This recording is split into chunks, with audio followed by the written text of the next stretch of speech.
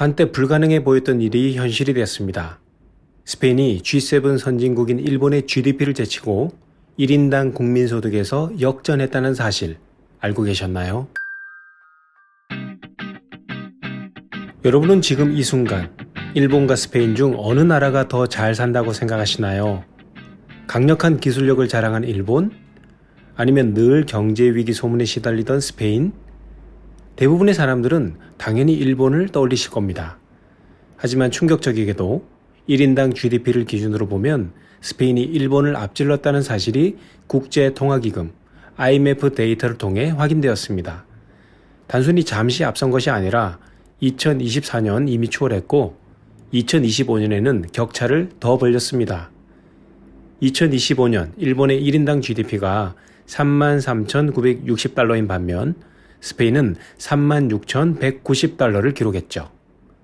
오늘 영상에서는 이 놀라운 경제 역전극의 숨겨진 이야기를 파헤쳐보고 과연 스페인이 어떻게 일본을 넘어설 수 있었는지, 그리고 이 현상 뒤에 숨겨진 진짜 의미는 무엇인지 속 시원히 알려드리겠습니다. 우선 GDP 지표만 보고 스페인이 일본보다 훨씬 큰 경제 대국이 되었다고 단정하는 것은 섣부른 판단일 수 있습니다. 이면에는 우리가 놓치지 말아야 할 중요한 사실들이 숨겨져 있습니다. 만약 여러분이 이 내용을 끝까지 시청한다면 단순히 숫자만 보는 것이 아니라 그 숫자 뒤에 숨겨진 복잡한 경제적 배경과 진짜 의미를 통찰하는 능력을 갖게 될 것입니다.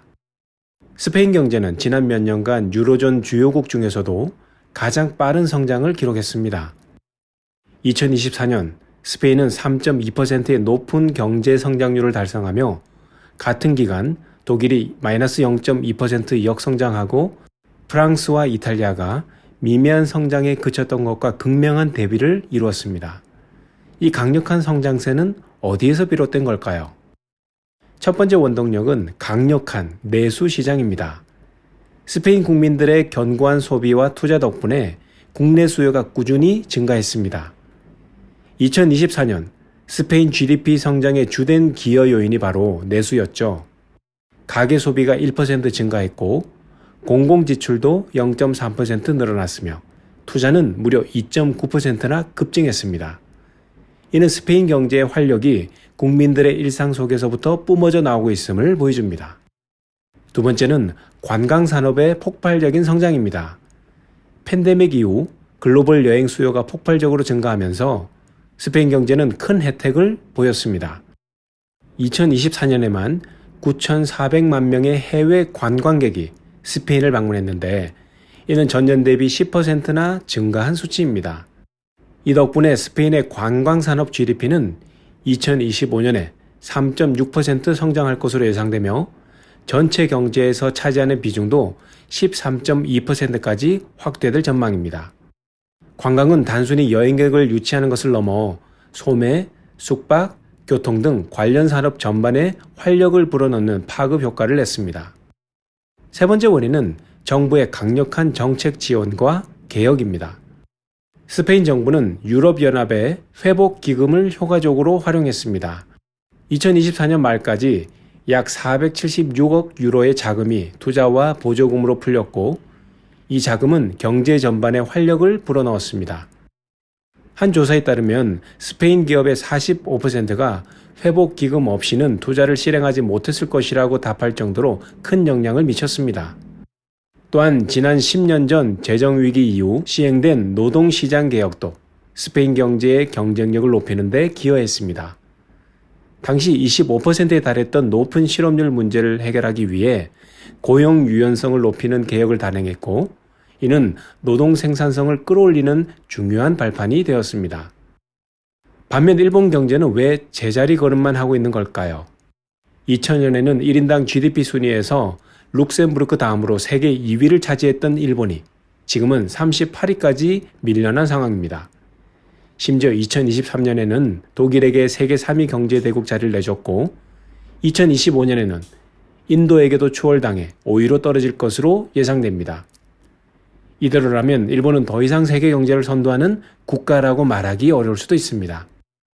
일본 경제를 짓누르는 가장 큰 문제는 고령화와 노동시장의 경직성입니다.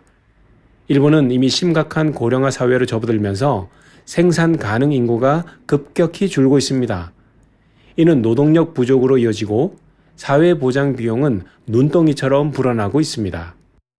게다가 경직된 노동시장 구조는 생산성 향상을 막는 주요 원인이 되고 있습니다. 니콜 리서치 센터의 보고서에 따르면 일본은 최근 30년간 혁신 부족으로 인해 경제 성장이 정체되었다고 지적했습니다. 두 번째는 엔화 가치의 폭락입니다. 스페인이 일본의 1인당 GDP를 추월했다는 놀라운 지표 뒤에는 바로 엔화 가치 하락이라는 거대한 함정이 숨겨져 있습니다. 이 말은 일본 국민의 삶의 질이 그대로라고 하더라도 달러로 환산하면 그들의 경제적 가치가 40%나 낮아졌다는 의미입니다. 스페인의 GDP는 스페인 경제의 실제 성장에 의해 상승한 반면 일본의 GDP는 엔화 가치 하락이라는 통계적 요인에 의해 낮게 평가된 측면이 크다는 겁니다. 세 번째는 수출 부진과 내수 침체의 악순환입니다. 최근 일본 경제는 수출 감소와 함께 내수도 부진을 면치 못하고 있어요. 물가는 오르는데 소비는 살아나지 않고 생산은 둔화되는 복합적인 문제에 직면해 있습니다. 미국의 관세 위협까지 더해지면서 일본 경제는 2분기에 경기 침체에 빠질 수 있다는 우려까지 나오고 있습니다. 일본 정부는 에너지 보조금이나 임금 지원 등 경기 부양책을 쓰고 있지만 근본적인 문제를 해결하기에는 역부족으로 보입니다. 그렇다면 이번 역전극은 단지 엔화 약세로 인한 일시적인 현상에 불과한 것일까요?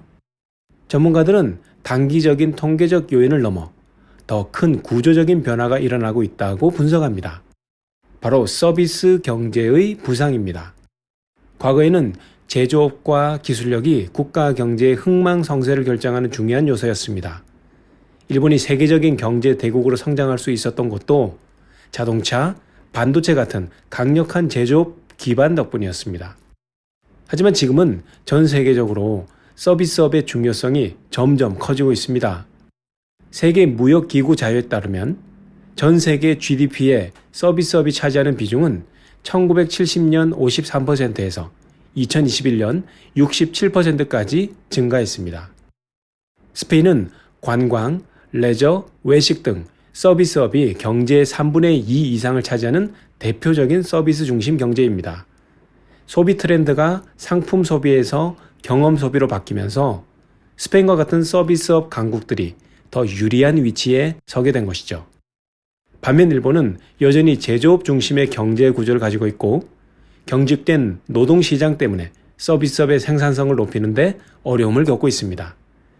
이는 결국 스페인의 1인당 GDP가 일본을 꾸준히 앞설 것이라는 전망으로 이어지고 있습니다. IMF는 2030년까지도 스페인의 1인당 GDP가 일본보다 높을 것으로 예측하고 있습니다. 스페인의 경제 성장은 일시적인 현상에 그치지 않고 앞으로도 계속될 것으로 전망됩니다. OECD와 같은 주요 경제 기관들은 스페인이 2025년에도 유로존에서 가장 높은 성장률을 기록할 것으로 예상합니다. 이러한 긍정적인 전망에는 몇 가지 이유가 있는데요. 첫째, 가계 구매력 상승입니다. 물가는 안정적으로 관리되면서도 임금이 상승하는 추세라 가계의 실질적인 구매력이 높아지고 있습니다. 이는 내수 시장의 활력을 지속시키는 주요 동력이 될 것입니다. 둘째, 부동산 시장의 활성화입니다. 2024년 스페인 주택 가격은 5.8% 상승했고 2025년에도 비슷한 성장세가 예상됩니다. 주택 시장의 활기는 관련 대출과 투자로 이어져 경제 전반에 긍정적인 파급 효과를 낳고 있습니다. 셋째, 견고한 노동시장입니다. 2024년 4분기 스페인의 실업률은 10.61%로 2008년 금융위기 이후 가장 낮은 수준을 기록했습니다. 고용이 안정되면 소비는 더욱 활발해지고 이는 다시 기업의 투자와 생산 확대로 이어지는 선순환 구조가 만들어집니다. 물론 스페인 경제에도 풀어야 할 숙제는 남아 있습니다. 인플레이션 압력, 수출 부진 등 해결해야 할 과제들도 있습니다. 하지만 스페인은 강력한 내수, 폭발적인 관광산업, 그리고 지속적인 유럽연합의 재정 지원이라는 세 개의 기둥을 바탕으로 포스트 팬데믹 시대의 새로운 성장 모델을 제시하고 있습니다. 이 모든 내용을 종합해 볼 때 스페인과 일본의 경제 역전은 단순히 환율이라는 변수만으로 설명할 수 없는 산업 구조와 사회 시스템의 변화라는 더 큰 의미를 담고 있습니다. 여러분은 이 두 나라의 흥미로운 경제 역전극에 대해 어떻게 생각하시나요? 오늘 준비한 영상은 여기까지고요. 여러분의 의견이 있으시면 댓글로 남겨주세요. 여러분의 성공 투자를 응원합니다. 구독과 좋아요도 부탁드려요. 그럼 다음 영상에서 또 만나요.